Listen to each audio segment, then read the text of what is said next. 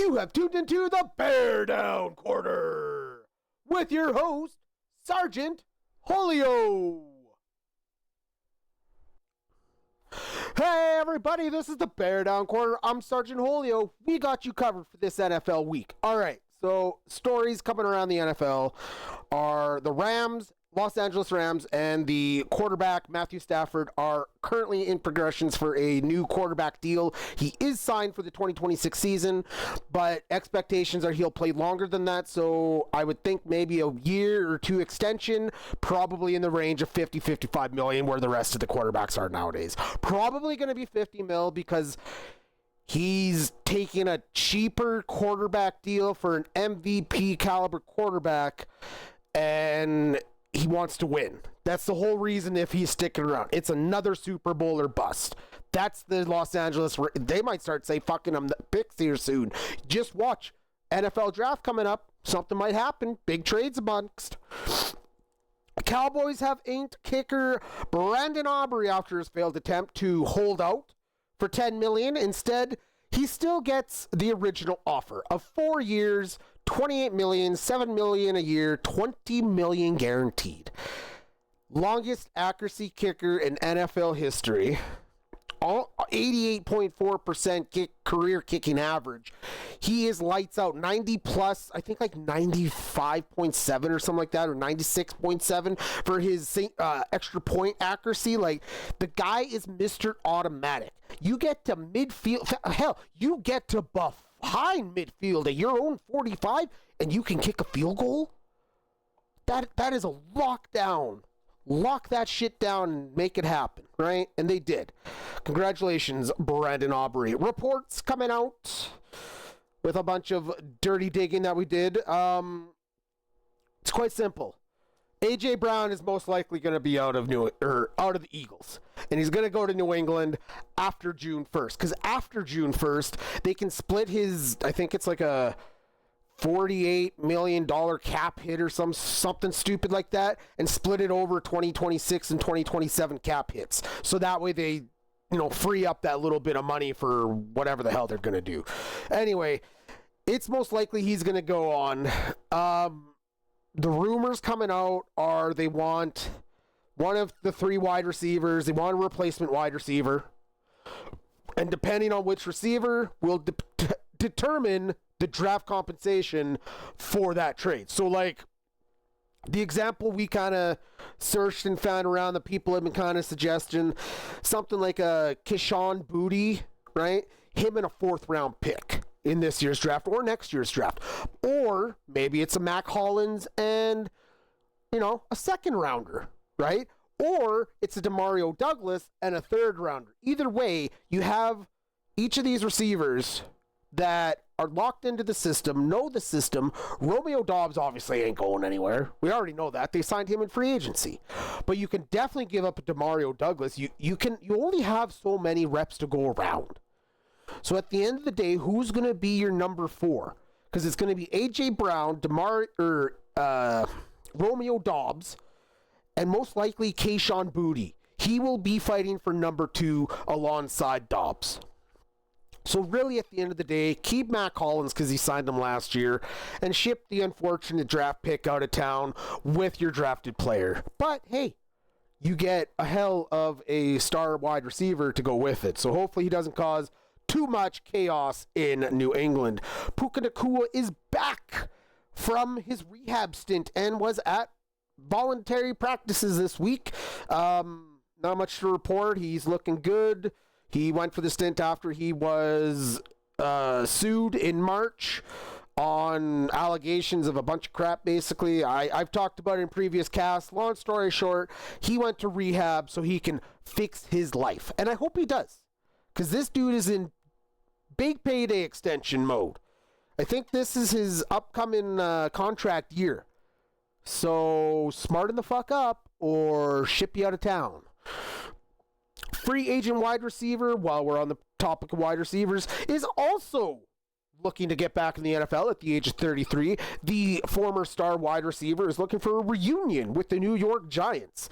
And he was in New York for a physical this week, but as per sources, that was not supposed to be public knowledge apparently, but it leaked out and it went everywhere.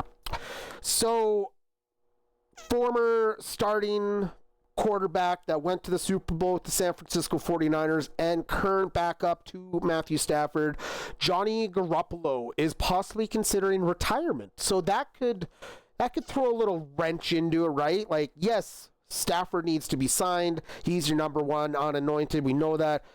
But you need to have a backup because we've seen too much in this league. Look at Cincinnati last year. They went through Jake Browning and goddamn Joe Flacco till fucking Joe Burrow finally came back and, tried to make it a go of. But anyway, things are looking good all around the league. We got the Cardinals possibly eyeing up the number 3 pick running back out of Notre Dame. Jeremiah Love, the dual threat running back, has amassed over 4,000 plus yards in his career at the university in his 2-year stint. Plus, they need to lock that down, and that would be a really good pick for them. Because honestly, let's be honest, they're not going to invest in the quarterback right now. They know they have an offense loaded right now. So really, Jacoby Brissett, we might as well just talk about it while we're all on the Cardinals topic, is also looking for a contract extension to put him in the range of starting caliber quarterbacks. Now, here's the deal I have a problem with. Okay, they draft Jeremiah Love. Let's say they do. They put an instant starter with a good backup of James Conner and multiple other guys who have had lots of playing time the last 3 years because the running back door has been revolving in Arizona. Jacoby Brissett brought your most stability at quarterback last year, but he was 1-11. And a lot of the games that I've seen, which I did because I had players from that team on my fantasy team, those turnovers that you had, I think he had like 20 touchdown and 7 interception or some shit. Your interceptions came costly at the beginning of the match. Of each match that you had, each game you had, those interceptions or fumbles, your turnovers came early and often. When you were racking up your statistics was later in the game when you were already down 21 points. So anyway, play out your contract this year, maybe negotiate something. You don't have a leg to stand on right now, Brissett. They could go get another goddamn vet somewhere else. They'll trade for someone. They don't give a shit. You are but a piece of chess, and you are a pawn, not a king. So go prove at the age of 33 and get your 3-year extension and make your money then. This guy's demanding a contract after going 1-11 as their starter. With, in my view, stat-padded stats. Because of end-of-game resolutions. Because of game situation. It's the only reason you did what you did last year, Brissett. You are a good quarterback, but you need a little bit more protection. I think if they can give him protection, just a little extra second or two to fuck. He's not stupid, but he's a little slow. Okay?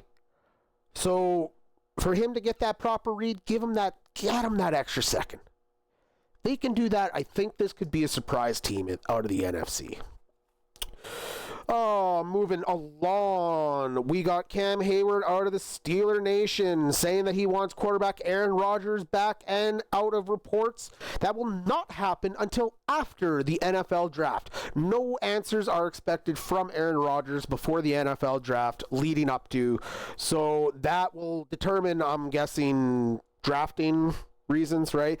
Realistically, the quarterback depth on this year's draft, unless guys magically surprise us next year as rookies, isn't supposed to be that deep. So, you know what? Work with what you got. Rodgers comes back. If not, you got Mason Rudolph. Either way, Steelers have a roster that can compete, and they've made some good upgrades this season. Yeah, it's going to be interesting. It's going to be interesting. Left tackle Trent Williams has signed a 2-year extension worth $50 million as part of the dispute he was having as being underpaid by the organization. The 40-year-old, who is still playing better than 3/4 of the league, is an all-pro year in, year out. And he's earned this. Why not? They had unexpected cap flusher into their ass because of, releasings and bad contracts and guys being dickheads, Brandon Ayuk. But yeah, you know what? This might as well protect Brock Purdy. You invested all that money in the guy. So, and on the trade front, Falcons have traded defensive tackle Rook or Horo, which they traded up to get at the 36th selection 2023 draft, I believe it was, because he had his second year this previous year, and he didn't, he's only 24.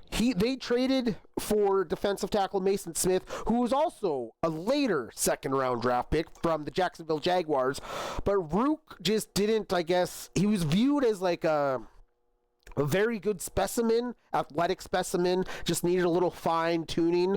But in the 2 years he spent in Atlanta, they couldn't figure it out, I guess. So they made and traded him away. The NFL is not going to investigate New England head coach Mike Vrabel from the recent Rossini scandal. Now, honestly,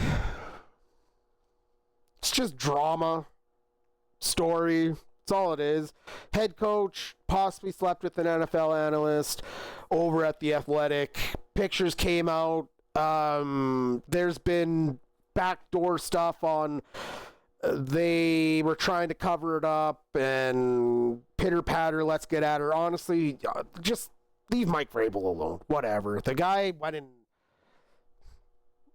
stuck it in somewhere else. God forbid. Anyway, moving along. Doesn't change who he is as a man. And honestly, for her, whatever. She obviously consented to it too. So leave her the fuck alone. She resigned from her job. Honestly, piss off. In today's day and age, it happens so often. And I hate to say that, but it does. I'm not trying to normalize it.